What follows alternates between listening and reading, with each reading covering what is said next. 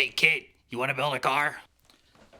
Now, if you're watching this video, it's safe to assume that you either have a project car that you're looking to modify, you like project cars, you like car modifications, or maybe you just like me. I don't know why. Either way, we're going to be going over 5 things that you could do to period correctly modify your car. Before we get into that, let's go over what that means. What does it mean to have a period correct modification to your car? Basically, what that means is whatever decade or generation your car was from, it could be 1920s, 2010s, 1980s, 1990s, something like that. That just means whatever you're going to do to your car, those modifications will have come out during that same time period. It also means that you're going to modify your car in a way that probably matches the style that came from that era as well. For example, the whole fender to lip stance, dragging your subframe on the ground, all of that didn't really come to play until very recently. So if you've got like, I don't know, a 1970s Chevelle, let's just say, and you're going to period correctly modification, you're probably not going to be deleting the suspension, throwing it on its nuts, and doing fender to lip fitment. You can do that if you want, but that's not going to be what we're going to call period correct modifications. You'd be throwing some American racing wheels on it, probably some headers, maybe lower it a little bit, some tasteful interior modifications, and that's probably going to be it. Now, what we're going to get into is we're mostly going to focus on around the 80s and 90s Japanese era. I'm not going to go into 2000s, 2010s, the whole Need for Speed Underground era. I don't think the world has quite taken as much of a liking to it as certain people, myself included, have. I'm personally ready for them to come back. Spinners are starting to come back. The audacious body kits and stereo equipment, that's all starting to come back. But the whole like sex spec, like fully modify your car, doesn't really matter how tastefully it's done. It's more about as much you can do as possible is the best. Hasn't really taken the public eye yet. So we're going to be focusing on the 80s and 90s because it's had 20, 30, 40 years to kind of marinate. People know what they like. People appreciate cars that are done well. So we're going to talk about 5 things that you could do to your car to fit that standard. Okay, we're going to start this list off, which is probably going to be more my personal preference as a number 1 versus the general consensus. But that is going to be audio, specifically head units. Now, if you're like me, you grew up in the 90s, or maybe even grew up in the 80s and you were still a kid in the 90s, so I wasn't really aware of all of the intricacies as far as car modifications, especially when it comes to audio. Now, once we got into the 2000s, 2010s, I started to understand, like, you know, head units, Bluetooth, speakers, subwoofer, amplifiers, all that stuff. But I didn't realize how far it went into the 90s as far as the different options that you had. I kind of assumed that you just had a stock radio and maybe had like a CD adapter when those came out, or put like a CD changer in the trunk and, you know, maybe had like an amp and a subwoofer or something like that. But man, does it go deep. So I'm going to be throwing up a bunch of pictures as we're talking about this. Shout out to everyone on Backshelf, the Facebook group, all the people that messaged me, all the pictures. Well, most of the pictures that I'm going to be showing you today are coming from the members of this group that have gone out of their way to collect all these items, preserve them, keep them in good condition, use them, put them in their car, show them off, and are kind enough to send them to me. So make sure you check out the description. I've got everyone credited down there: Facebook, Instagram, TikTok. Everyone that wanted to be tagged is tagged. So go ahead and check them out and show them some love. Anyway, head units are apparently a big staple piece. They're single din and double din. Now, what the difference is I want you to go and look at your car right now. Go to the dash. It's right in the middle where your radio is. Now, I want you to look. Is your radio about this big, or is it about this big? If it's about this big, you've got a single din. If it's about this big, you've got a double din. Now, what people have done, which I didn't realize you could even do, is people will stack 2 single dins, and they'll put like a radio on top.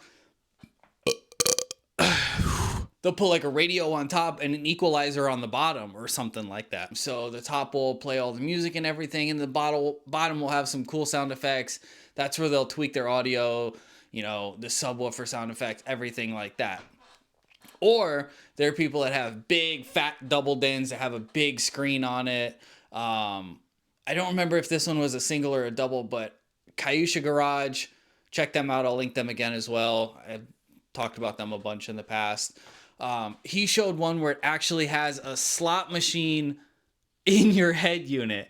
You press the button and it scrolls and it goes ding, ding, ding, ding, ding. And you can actually play slots while you're, well, probably not while you're driving your car. Don't do that, kids. While you're stopped at a red light or while you're waiting to pick up your friend or your girlfriend or something like that, you can actually do some gamba in your car. Isn't that crazy? And these head units range from mild to wild. You can get something that basically looks like it's a factory replacement. Hell, you can even get a factory replacement. It's a radio. Back then, they didn't come in any size other than single and double din. So you could take a stock Clarion sound system out of whatever the hell you want, a Nissan President, for example, and throw it into your Toyota Corolla if you just wanted something that looked a little different, and it might be higher quality as well. There are all the brands, all the audio brands that you could think of were around then, in addition to some other ones. You got Alpine, Sony, Pioneer, Clarion, etc., etc., etc. I could go on forever about all these different audio equipments, but you can also go crazy wild with them. There are some that are orange. They're the clear plastic. Like if you remember the old, the Game Boy colors, how they came in all the different clear colors, or like your Nintendo 64 controller, your PlayStation controller. Remember when all the different colors came out and they were just that clear plastic, but they were all different funky 90s colors? You can get those in head units. And apparently, I want to say it's Blitz. It might be someone else. Forgive me. I'll have to do some research and I'll correct myself in post. I'll have my editor do it. I'm the editor. But there's actually like mirrors and other things that also came in that like clear colored plastic that you could match. If you're some super anal collector that wants everything to match and be the right color and everything like that, sort of like me, I would be all over that, man. I'd get a clear turquoise radio. I'd get a clear turquoise mirror. I'd get clear turquoise little mirror visor guard things. Oh my God, I would go so anal making everything match, and I suggest you do too. There's ones where the screens can slide out and pop out. There's ones where the whole face will flip up and show you the radio and then flip over to kind of like block it out or just give you like a clear screen. It'll drop down and have a cassette or a CD player. I mean, the options are endless. So if you just want something where, you know, it's maybe a weekend driver for you and you just want a little bit of music, you could just go super basic. You could spend probably 40, 50 bucks on a 20, 30-year-old radio that works perfectly. Throw it in the car. It looks correct. It looks period. Someone can look at it and say, oh, that guy's got an aftermarket radio in there and it looks pretty old. That's cool. I wonder if it works. And then you at least still have some music to ride around with. You know, maybe throw in a CD player if you just want to pop in a CD and take your wife Karen out to Applebee's and listen to some John Lennon on the way.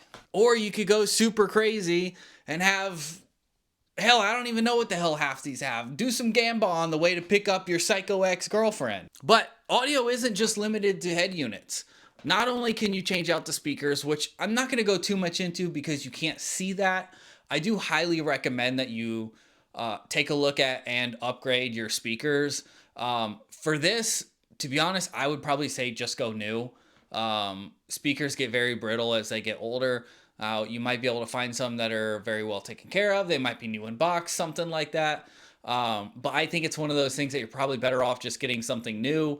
Unless they're visible and you care about that, then you might want to go something that's older to make it, you know, period correct. That's the point of the video. But I'm talking about like for your door speakers, your rear deck speakers, stuff like that. The things that are hidden, yeah, just get something new and nice. Make it so that your audio sounds as incredible as it possibly can, because if you're like me and your project car is also your daily driver, you want to enjoy it. And for me, listening to music, listening to podcasts is part of that enjoyment. You know, I drive a CRV. It's not a sports car. It has an exhaust on it. It sounds okay, but it's an automatic. So it's not like I'm, you know, ripping it through the canyons, banging gears and slamming I'm not going to say that. Banging gears and, you know, just listen to the sound of the engine and the transmission and everything like that. I'm just cruising along in a comfy vehicle and I want a nice sound system. Now, you can also do the same thing with amps and subwoofers. You can get old or you can get new. I recommend that, again, the same thing as the speakers. If it's going to be visible, if you're going to show it off, yeah, try to make it match. Try to make it look as cool as you possibly can. Just keep in mind that it is going to be 30 to 40-year-old electrical equipment. If you know how to work on it, you know how to fix, you know how to repair, go for it. I don't know how to do that shit, so I'm just going to buy new stuff. Now, here's where we get to the really cool part is this is something that I learned fairly recently. So if you didn't know about this stuff, don't be too hard on yourself. But there were a bunch of like external speaker components that you could do, like rear deck speakers, I guess, for cars that didn't have the speakers built into the rear deck. They made like little sound pods with a couple of speakers in them. Some they advertise as like bass boosting, so they probably had like a 6.5 in it and a tweeter or something like that. And you could put a couple of them up in your rear deck or like under the seat. They even made small little speaker pods that could like go on your dash for added sound, added speakers. There's even like sound bars, like something that I really want to get for the CRV that apparently works with those rare JDM handrails that I have on the inside, is a Pioneer. I'm not going to say this word right. Carrozzeria? I think it's Carrozzeria, something like it's something long. It sounds Italian. I don't know why Pioneer's saying it. It's basically like a bass sound bar. So it's got, I think, 6 or 8 speakers in it. And it's basically like a Jeep sound bar. It just goes across the roof and it looks sick. I'll stick a picture of it right here. But it's awesome. It'll add to the sound. Because, I mean, for it being an SUV, there's, I want to say 6 speakers max in it. But I think it might only, I think I have 6 because I have the tweeter pods. Otherwise, it's only 2 door speakers and then 2 speakers in the trunk. And then I have my subwoofer, and that's it. That's not a lot for a big car. Now, if we're going to be talking about the looks of the car, I think the number one most important thing, and I'm probably going to get flack for this, is wheels. Now, I am not one of these guys that's going to say lower first and then add wheels, because I don't think cars always need to be lowered. And I know that sounds crazy, but trust me. Especially if you're going for a period correct modification on your car and you're wanting it to look a certain way. Maybe you're just going for like an OEM plus modification or just very, very slightly modified. You're probably not going to be touching the suspension unless it's in bad condition and you're just replacing it with something new. But let's say, for example, you've got like an R32 Skyline sedan. It's an automatic, it's non-turbo, it's your daily driver, you're just chilling. Let's say you've already done the head unit, the speakers, everything like that. It's super comfy, super reliable, kind of fun to drive. I mean, it's still a Skyline, it's still rear-wheel drive. It's not horrible to drive, but you can have a little bit of fun in it. But you're not going to be taking it racing, you're not going to be taking it drifting, and you're driving it every day, so you're not going to want it slammed on its nuts. I wouldn't even touch the suspension on it unless it was beat up. So, I think it's totally possible to have a modified car that looks excellent, that is on stock suspension. And really a lot of that has to do with the wheels. If you're not going for like big, flashy Hot Boy wheels, and you're just going for like just some older like 3-piece, 2-piece wheel, something like that, I think it's going to look fantastic, especially if it's not restored. If you just buy something off like an auction site for like super cheap, it's got scratches, it's got paint chips, it's got a little bit of curb rash. The polished lips are kind of faded. Leave it. Clean it up and leave it, because it's going to fit your car, because chances are your car is not going to be in perfect condition anyway. And if your car is beat up and you have super flashy wheels, unless that is your goal and the point of the build is to have like a broken ass car and $8,000 VSKFs on it, you want the wheels to look similar to the condition of the car.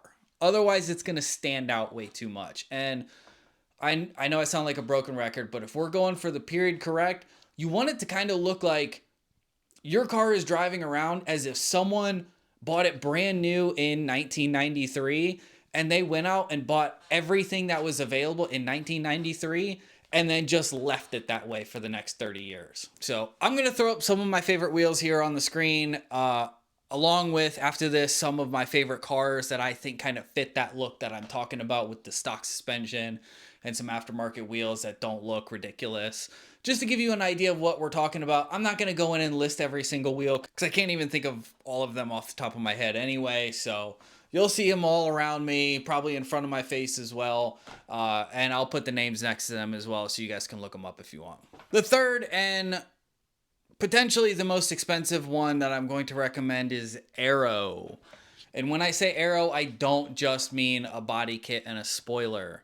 There's a lot more to Aero than you might know, and I don't think just slapping a body kit on will instantly make your car look better. It's also going to be incredibly hard to find a body kit from 30 to 40 years ago at all now. I mean, they're still out there. They usually go for quite a lot of money, more money than most people can justify. And 9 times out of 10, they're not going to be in very good condition anyway. So if you don't know how to do fiberglass or know someone that does fiberglass and paint and body work, I say don't worry about it. There are a few manufacturers that are making body kits today that I think look good enough that you could get away with it. One of them is Junction Produce. They've been making body kits since the 90s, and they've been making the exact same body kit ever since. So if you're going for a period correct modification for like a VIP car, let's say, you're doing LS400, Toyota Celsior, Crown, Nissan President, any of those, go to Junction Produce and buy a kit brand new.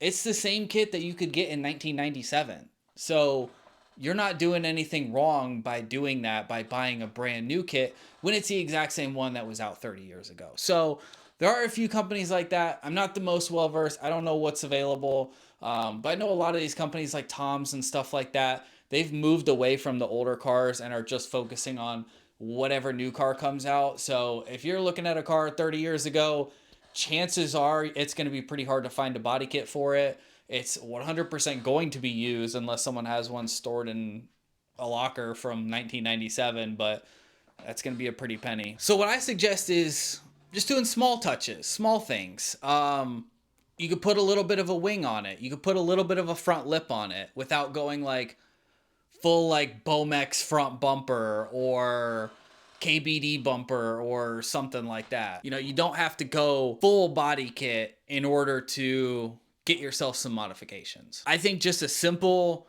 front lip and a small rear wing like can really change the look of a car. It depends what car it is, but especially if you've got like a coupe or a sedan or something like that and there's like nothing on the front or back and it just looks like very rounded everywhere, just that little bit of upward motion and downward motion in the front really breaks up the lines and adds a little bit of excitement, I think. I'm also going to throw headlights and taillights into the aero mix, even though it's not technically, but it's on the exterior, it's on the body, and I'm not talking about anything else on the body of the car in this video, so we're gonna go ahead and include them. So yeah, go ahead and look for tail lights, stuff like that. I also recommend not putting like bright LED or xenon bulbs or anything like that in. Yes, I know it's nice, it makes the car brighter, but again, we're going for a look. We're going for a style. We're not necessarily going for the most functional, the best car. We're not going for the best car that you can build. If we were doing that, we'd be doing everything totally differently. So I suggest getting those old halogen bulbs. Just get the new ones, make sure your headlights are clear, buff them, polish them, do everything like that. Make sure they're clear so you can actually see somewhat. But yeah, don't do the bright ass headlights. Don't do those LED lights. Don't do the angel eyes, nothing like that, because it's going to look out of place. Trust me. Some other things that you can do are a roof spoiler and actually a bonnet spoiler. So it goes at the end of the hood and kind of covers the windshield wipers a little bit. Now this mostly is only on VIP cars, but I'm sure they're available for other cars. And I think it's one of those timeless things that even if it didn't exist in the 90s or if it did and it's really hard to find, I think it's one of those things that you could buy new and throw on and no one's going to bat an eye at it because it's just a classic style and it just makes pretty much every other car look better. So I don't think you could go wrong with something like that. I'm also going to talk about window tint. And again, I think I'm going to catch flack for this, but I don't think you should tint your car if this is what you're going for. Because if you're going to be doing the things that I talk about in this video, a lot of that has to do with the interior. You might have those speaker pods. You might have a super cool head unit. You might have a shift knob, seats, which we haven't talked about that yet. That's going to be number 5. Shift knob, seats, steering wheel, stuff like that. If you've gone through the trouble of doing that, you're probably going to want to show it off. Now, maybe you just tint your windows and for like a car show, you just throw your windows down or something like that. But you never know what can happen at a show. I personally like to keep my windows up a lot of times at shows just because I don't want people reaching in. I don't want people touching my stuff. I may sound like a dick for doing that, but I don't know. I mean, I do it in the CRV because I don't really care. It's an old CRV, but like when I had the President, I would put the windows down like halfway so that you kind of couldn't really reach in without like, you know, going over the window, which I don't think most people will reach into your car, but I'm just throwing it out there as an option for you guys that if that's something that you care about and you're going to be going to shows a lot, and especially if you're going to be like leaving your car and walking around and you got some valuable stuff in it, you might be better off just not throwing tint on the car and leaving your windows up and car locked. You know, that way people can still look inside. They can still appreciate everything that you have and what you've done to the car, but then you know everything is going to be safe. Number 4, and this is also going to sound a little weird, but OEM modifications. So there are probably a lot of options for your car that you don't even know about or didn't know about until recently, because that's how I was with the CRV. I keep finding out stuff every day. Like, I didn't know until about a month ago that Mugen made a bunch of parts for it. There's a whole body kit, aero, like wing mirror cap, spoiler, front rear side bumper, headlights, like a whole Mugen kit for this. I had no idea. I've never heard of a Mugen RD1 CRV. It's crazy. What I think you should do is spend a bunch of time on forums, Facebook groups, look at people on Instagram, whatever, and just see if you can find everything possible that was offered for your car. Especially in the 90s. I mean, they went crazy with the options because they wanted to sell cars. So the way you sell the most cars is by having the most options. That way, if someone wants an S13 that they want to go fast in and they want it to look aggressive, you can buy the whole kit with the aero vents on the side and the body kit and the spoiler and the manual transmission, the shift knob and the Nismo steering wheel and all this stuff. Or if you're a guy that just likes the look of it and you're just going to be going to church every Sunday, you can just get a stock automatic 4-cylinder in it with no extras. It could just be stock body, stock everything. So take a look at that. I'm also going to run a few videos and show pictures of this dude in Australia. Shout out to you, bro. You sent me the most amount of things I've ever seen for a car. It's the C33 Laurel. There's a knife and fork set. There's different mirrors, body kits, wheels, headlights, taillights, like anything you could think of for a car. You can get probably 3 or 4 different options for it for the C33 Laurel. And I call it Laurel. I know it might be pronounced Laurel, but Laurel is just so much easier to say. Don't flame me. Yeah, no, there's a couple options books, but like this just kind of shows things like the gold badging you can get. There's like quite a few weird optional things. So there's like rear parking poles for your boot. There's the front one, which I've got that one, gold emblem, bumper. There's like bumpers. It's really strange. There's like collection's not too big at the moment, but it's getting there. We've got air purifier. There's like 3 or 4 Laurel catalogs, parking pole, dash tray, wooden clock surround with a gold clock, clear indicators, cup holder tray thing, factory knife and fork set. There's a bunch of other random things I've got. Yeah, a bunch of the fellas I know locally have like a ton of cool stuff too, like Laurel coasters, cups, just like factory optional stuff. Light up rear garnish, all this other stuff, so it'd be kind of interesting to see a video on that. I've got an options catalogue in here for Laurel too, so you can see all the different options. This is the cool stuff, really. Back of the seat, there's like a tray cup holder thing. I know of a guy that has that. Cool box, which is like a fridge, a mini fridge for your glove box. There's just like an in-car phone and some random stuff like that. There's like keyless card entry, one of these weird cup holder things for the back. These things are like super rare. I've never seen most of these things.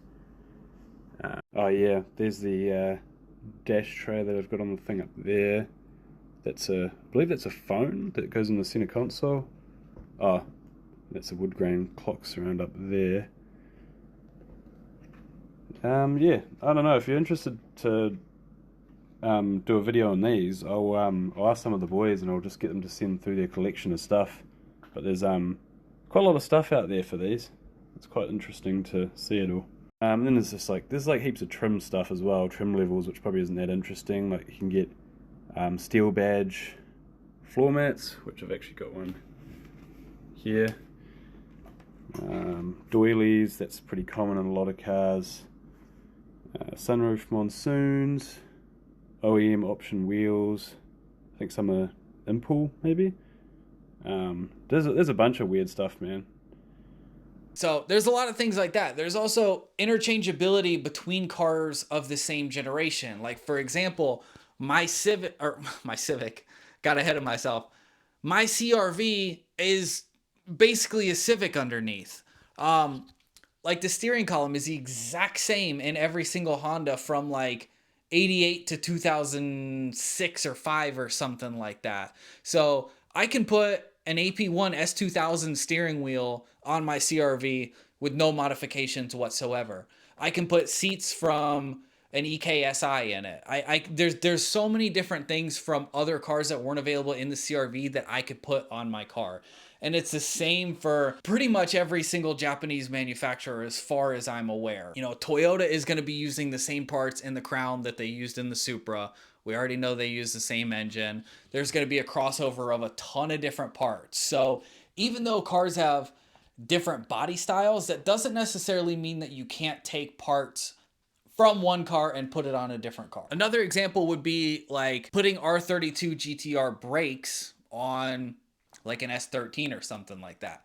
Now, I don't know, don't flame me. I don't know if they actually work. I don't know, you know, look it up. I'm just giving you an example of something like that where you could take something that's like, let's say like a high performance model, and you could rip a part off of that and put it on a lower spec, different model car. And of course that's going to be falling under the period correct modification because the car also came out around the same time. So even though it might look a little weird because you're like, oh, hey, isn't that a Civic steering wheel in a CRV?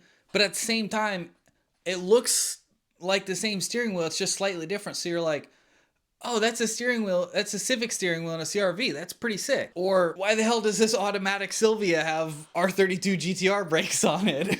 Anyway, I digress. But I strongly encourage you guys, you know, if you've got like a brand or a specific car that you're in love with, you're working on it, it's all you want to modify, please look at the other cars that company made around that time and look at parts, look at interchangeability, start searching, you know, search GTR brakes on Silvia, GTR brakes on Pulsar, GTR steering wheel on Silvia, Supra steering wheel on Corolla, stuff like that. Just start searching in like X part on X car and see what comes up. You know, you may come up with absolutely nothing and it might not actually work, but you never know until you actually try. You might search something and you don't know if it works or not, and then you decide to go ahead and try it, and hell, you may have just discovered something. All right. Fifth and final thing I'm going to talk about before I get out of here is interior, and this is a big one. Going along with the audio equipment, again, I think if I was to rearrange these, and granted, I didn't put this 1 through 5 in any sort of order, like this is the way that I think you should do it. I don't think you should do audio first and OEM fourth. Like, it's just a list for you guys to go by. So if I were to put them in order, I would do audio number 1, interior number 2, wheels number 3, OEM number 4, and aero number 5. So when we're talking about interior, I mean, this could be its separate 10-part video series, which I might actually do because I like interior stuff. So what I think you should do in the order I think you should do it. First, steering wheel. By far the best modification you can do. I have a wood steering in my steering. I have a wood steering wheel in my CRV. I fucking hate it. Yes, it kind of looks cool. Doesn't look cool in the CRV. There's no wood anywhere else in the car. I have cloth seats. It's black and gray, and it's like a tan wood. It doesn't fit whatsoever. I have a floral quick release on it for God knows what reason. I don't know why. Why do we have a quick release on a steering wheel? It's the most spacious car I've ever sat in. And I'm actually swapping it out for the steering wheel that should have came in my CRV originally, or at least a CRV of the same generation, different trim spec. I'm not 100% sure on that, but I'll put a picture of it here. It's basically a JDM pre-facelift first gen CRV steering wheel. It's just simple black. It's more like a graphite with a little coin in the middle that says CRV. It's got orange on it. It matches the decals on the outside perfectly. Now, You might think that the wood wheel looks great. That's awesome. It's not my taste. It doesn't fit the car. It looks way too modern, and it's out of place in the car, just completely. Now, wood wheels do have their places, especially in like old Unoses, Miatas, stuff like that. I think they look fantastic, especially when you match it with like a wood shift knob and like tan or brown leather interior. Absolutely perfect. Go for it. But if you've got like a gray and black interior, I think stay away from the wood unless you've got gray and black interior with like wood trim around the center console and the radio and the air vents, stuff like that. If you've already got wood in the car, absolutely go for it. I recommend just matching it to that. Don't get a different color. Don't get a different pattern, a different wood, anything like that. Just try and match it the best you can. And always, always, always get something high quality. Go for like a Nardi, a Momo, something like that. Do your research. Don't just buy some cheap eBay wheel. Don't buy something off of Alibaba Express. Go watch the donut video on the cheap steering wheels. I mean, dude literally bent the fucking steering wheel in half with like no effort. You know, it is a safety item whether you want it to be or not. Next is going to be seats. There's Brid, there's Cuck, which is hilarious. I only learned about this from that back shelf group. You can actually have a cuck chair in your car if you want.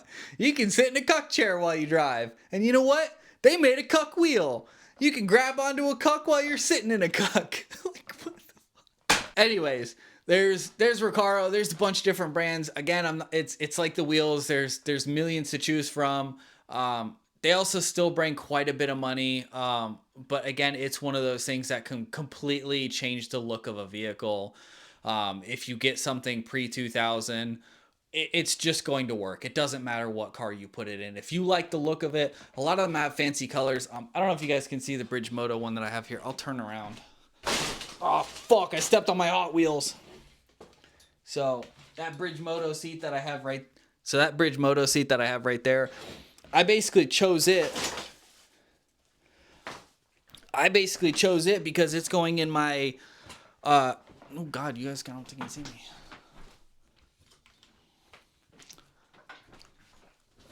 I basically chose it because it's going in my 87 BMW E30. And I chose the confetti seats because it closely matches the old Recaro confetti seats. And it's got that cool funky confetti pattern on it that I think matches the 80s perfectly. Yes, it's a brand new seat, but the pattern and style of it, I think very closely matches, you know, what would be in that car original. So yes, you definitely can buy new seats that match and fit that vibe, but it's a little bit tricky. Some look a little too nice. You want to be careful with leather. Because new leather can definitely look out of place in an old car. Also, I wouldn't mix and match colors too much. I would try to stay as OEM as possible. If you had a gray and black interior, I would get gray and black seats or just black seats. I wouldn't try throwing in like yellow or red unless you had other colors in the car to match. Like if you had a red suede steering wheel and red seats and red floor mats and maybe even red speaker pods, something like that. Yeah, absolutely go for it. Match it up. But one pop of color, I think, might make it look off. And obviously, all of this stuff is just my opinion. You don't have to listen to a single word that I say. I'm just going by what I like and what I think looks good. And my life motto is, if I think something looks good, that means someone else out there in the world also thinks it looks good. Because there's no possible way that I am the only one that feels like this. And that makes me feel better, and I hope it makes you guys feel better. So, what are some other things you could do? Well, you could get some cool old rare floor mats. Good luck finding another set of AC Courage. If you haven't seen my video, go watch that. But that's a good thing that can like really set it apart as well. It also really helps keep your carpets clean. So if you don't have floor mats at all in your car and you're just rocking the carpet, get some floor mats anyway. Even something just super basic, even if it's new, just like a checkered pattern or like a flame pattern or just something kind of cool and flashy like that, I think can really do a lot, even though it's just a floor mat. If you've got a manual, change out the shift knob. If you've got a sports car, I would go for a weighted shift knob. But again, try not to get anything that's too ostentatious. If you had a leather wrap steering wheel in it from the factory, try to get one that closely matches it. That might just be weighted or just a little bit newer, looks a little bit nicer. But again, you don't want anything. The whole point of all of this is you don't want anything to stick out like a sore thumb. because that's going to ruin the whole vibe of the car. You want everything to look like it all works together. To like look like it was done 30, 40 years ago and it was kept that way and can continue to look good for another 30, 40 years. So keep it simple. Make sure it matches something. Or if you want to go super, super, super, super crazy, you could do like the Bozozoku, the Kaido Racer guys, and just put the biggest thing that you can find and screw it into your shift knob. You know, we're mostly talking about kind of understated period correct cars. Obviously, there are other wild period correct cars modifications that you could do, like the Kaido Racers, the Heiso Racers. I mean, there's so many insane ways to modify your car. But I'm more so focusing on kind of like an intro type of thing that you can do. So like, let's say you just got your car and you're just looking for things that you could just buy and bolt onto your car and you're done and it makes you happy and your car looks better. You know, when we get into like the Kaido Racers and everything like that, like 90% of those cars are completely custom fabrication. You know, they've got the completely custom widened wheels with, you know, 10-inch lips on it and the custom fabricated fender flares and the fiberglass bonnet scoop and not bonnet scoop, the shark nose, the front lip, the giant exhaust, everything like that. Like, for most people, they're not going to do that to their car. They don't want to do that to their car. So we're just focusing on like keeping it easy, keeping it understated, and just giving you like a timeless classic look. Something that's super easy that you can do for the interior if you care about it. I don't personally like it, but I do understand why people like it. It's just add some lights.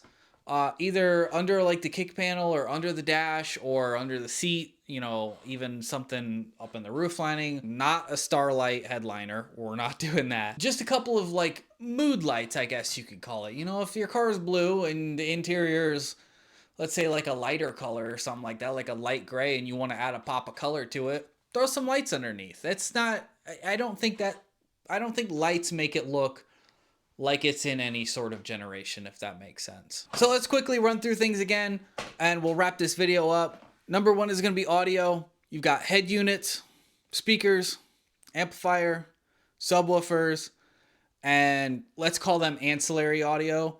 That's your sound bar, your sound pods, tweeters, things like that. Things that you can't just replace the factory unit. Number two, we've got wheels. More wheels than I can even care to go into.